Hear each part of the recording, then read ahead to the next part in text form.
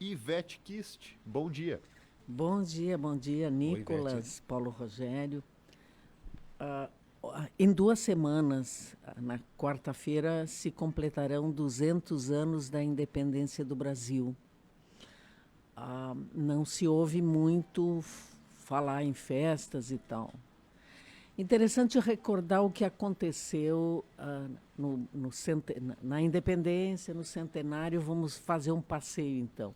Quando o Brasil proclamou a independência foi mais do que tudo um grito, porque a separação de Portugal custou para acontecer. Olha só, a proclamação foi em 1822, mas em 1825, cartas de Dom João VI, que era o rei de Portugal, ele tinha estado no Brasil, todo mundo recorda, voltou para Portugal.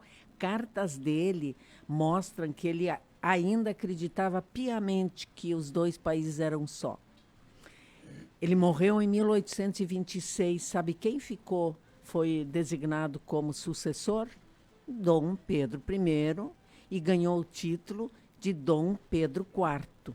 Quem estiver em Lisboa, recomendo que ande pela Praça do Rossio, que é uma das praças mais centrais, importantes da cidade. Lá está uma estátua com um belo cavaleiro, Dom João IV, que no Brasil foi Dom Pedro I. Mas Dom Pedro I ficou mais tempo no Brasil. Ele foi designado rei, Dom João IV, mas mandou a filha em seu lugar, Dona Maria. E ela devia casar com o irmão de Dom Pedro, Dom Miguel. Só que a coisa não funcionou, e quando encrespou e Dom Miguel quis pegar o trono para si, o que Dom Pedro I fez? Ele abdicou do trono brasileiro e foi brigar pelo trono português, guerreou com o irmão e ganhou o trono para a filha dele. E Dona Maria ficou rainha de Portugal até 1853. O interessante é que Dom Pedro foi para Portugal lutar pelo trono e deixou aqui, mas não deixou lugar vago, ele deixou aqui o seu filho Pedrinho com 5 anos. Bom, é claro que depois as coisas andaram, e em 1922, quando se completavam 100 anos da independência, o clima era muito outro no Brasil. Então, se fizeram muitas festas, e as festas foram programadas durante 2 anos. E depois, em 1922, houve 11 meses de festejos. Aí houve uma exposição mundial, por exemplo, 14 países vieram expor no Brasil, 3.500.000 habitantes são contabilizados como visitantes nessa exposição. Foi feita a primeira transmissão de rádio do Brasil. A Semana de Arte Moderna, que causou furores na inteligência nacional, deu uma reviravolta no pensamento brasileiro, é também das comemorações dos 100 anos da independência. Aliás, entre parênteses, é preciso dizer que a imprensa criticou acerbamente esses festejos, que diz que se gastou um rio de dinheiro. Não é de admirar, né? A nossa tradição parece que é essa mesmo. Foi feito se fizeram festas, mas se gastou uma dinheirama. Agora, em 2022, nos 200 anos, a gente teria bastante coisa para festejar. Olha só, da independência para cá, o Brasil passou de 5 milhões de habitantes para 214 milhões.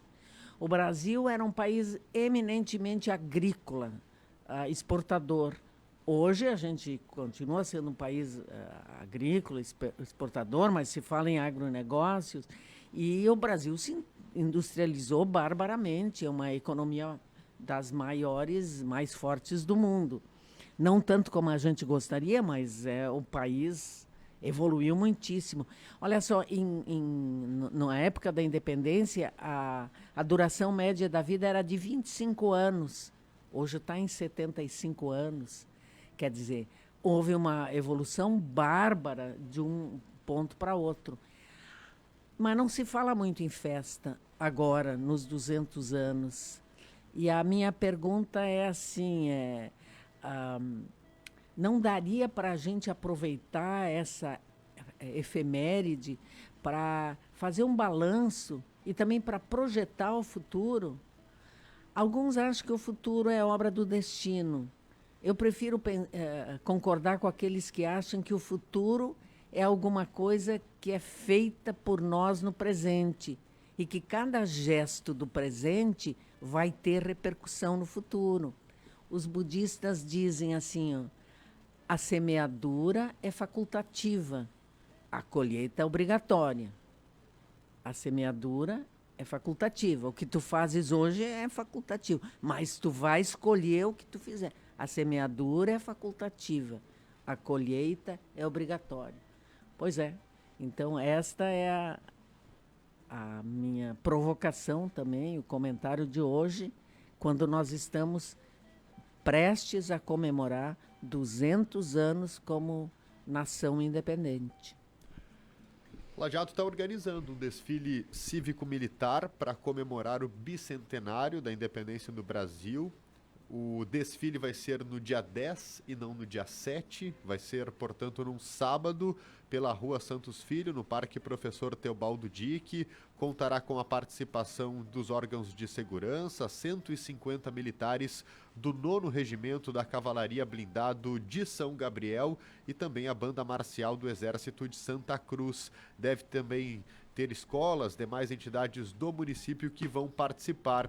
Eu, quando criança, participava dos desfiles cívicos, enfim, no dia 7 de setembro, e é uma tradição que meio que se perdeu ao longo do tempo, não entendo muito bem por qual motivo. A gente sabe que nesse dia 7 também acontecerão algumas manifestações políticas e muitas vezes os símbolos nacionais, a bandeira do Brasil, foram até questionadas do ponto de vista jurídico se não se configurariam em propaganda política, o que eu considero um tremendo absurdo, porque já pensou a gente não poder utilizar a nossa bandeira, a nossa camiseta da seleção brasileira, por exemplo, porque tem vínculo político? Não, são símbolos nacionais e todos nós somos brasileiros. Eu sempre gosto de entender que o que faz com que um morador aqui do Rio Grande do Sul e um morador lá do Nordeste, com culturas muitas vezes tão distintas, sejam brasileiros e sejam o mesmo país. São esses símbolos nacionais que nos tornam um só.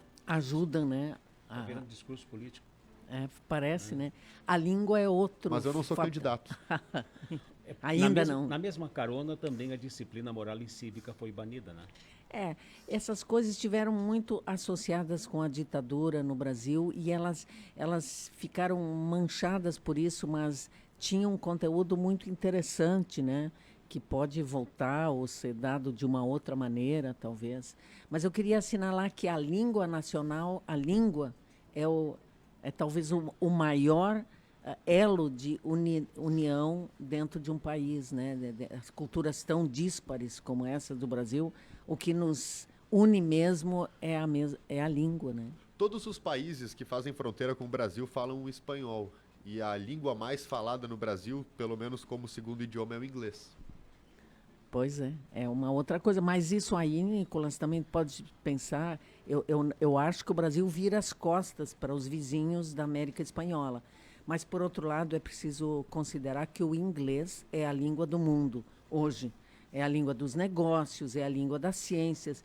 E daí, se a gente só falasse espanhol, também seria de perguntar o que está acontecendo. Aí até em função de quebrar as ligações que existiam com alguns países ligados à colonização espanhola, né, que tentavam arrastar suas divisas para dentro do Brasil. Então o Brasil sempre teve muito resguardo com esses E o Brasil também arrastou as suas divisas para dentro dos outros países. Quase dizimou o Paraguai. O Acre, o Brasil comprou o Acre, né? Aqui houve muita disputa de fronteira, né? Mas a peleia aqui embaixo era ferrenha. É verdade. Tá bem, obrigado, Ivete. Bom, até depois da campanha política, então, né? Não é assim?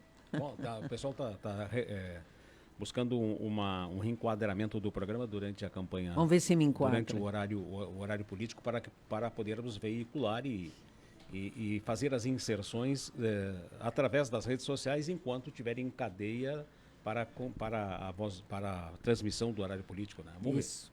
Tá bom. Nicolas é o maestro aí nessa questão. Tá bom.